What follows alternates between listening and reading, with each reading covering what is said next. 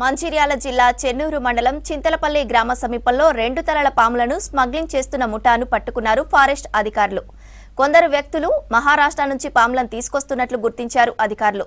నిందితుల నుంచి 2 తలల పాములు, ఒక కారు, బైక్ స్వాధీనం చేసుకున్నామని తెలిపారు.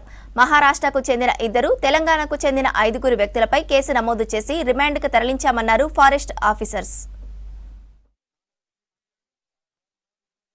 చింతలపల్లి శివారు లోపల హైవే పైన 7 వ్యక్తులను రెడ్ శాండ్ బోవా అంటే 2 తలల పాము తరలిస్తుండగా పట్టుకోవడం జరిగింది. విచారణ చేయడం ద్వారా మహారాష్ట్రకు సంబంధించిన 2 వ్యక్తులు మరియు మన తెలంగాణ అంటే చెన్నూరు ప్రాంతాలకు సంబంధించిన 5 వ్యక్తులను అదుపులోకి తీసుకోవడం జరిగింది. వాళ్ళకి సంబంధించిన ఒక కారు, ఒక బైక్ సీజ్ చేయడం జరిగింది.